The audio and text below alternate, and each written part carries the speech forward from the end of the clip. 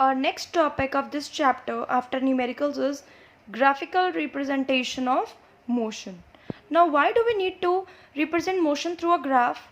Because there is so many data that in first second object covered this distance, second this distance, third second this much distance. So this data is so huge and we can write it in compact form. If we want to show it to anyone in compact form, data can be easily obtained. It makes the comparison of different sets of data easier. For example, if you want to compare two cars, that first car is at this speed, second car is at this speed. By plotting the graph on the same graph only, they're plotting their points and speed on the same graph, you can get the speed, which car is moving faster, right? So it makes the comparison of the two objects easier. Third thing, why we use graph? To obtain the value of a quantity. Yes, like we calculate with formulas, acceleration, velocity, distance, we can calculate with the help of graph also. How? We will study in the next part. First of all, graph. We all know how graph looks like. It have axes, x-axis and y-axis. Now it is increasing this side also and this side also, but here we are taking only the positive sides, right, to plot a graph. X-axis and y-axis. X-axis, we always take the quantity which is independent, like time. Time is independent.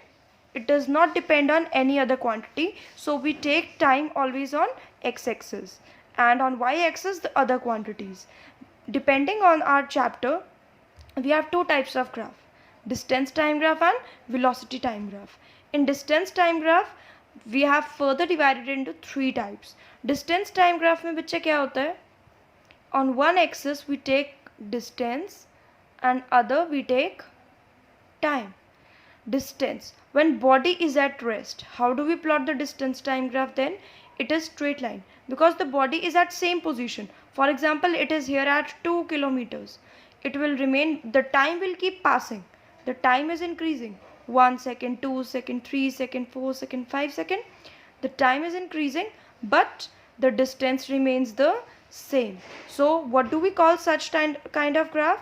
Straight line parallel to time axis. Of course this line is straight, but this is parallel to time axis. So when the object is at rest, the distance time graph is straight line parallel to time axis.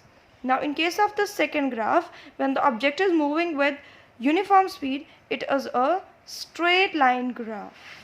This is also a straight line graph, but not parallel to time axis. So we get a very straight line graph when the object is moving with a uniform speed. This can be the graph in case of uniform motion also. Now the third kind of graph is for non-uniform speed. Non-uniform speed can be both. It can be increasing also and it can be decreasing also.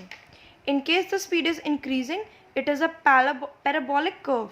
We call this kind of graph as parabolic curve.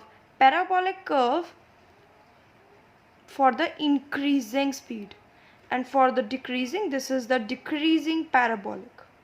This graph is decreasing parabolic, this is increasing parabolic. Increasing when the speed increases non-uniformly, decreases when the speed decreases non-uniformly.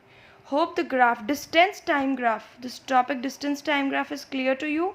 For any doubts, you can ask me anytime.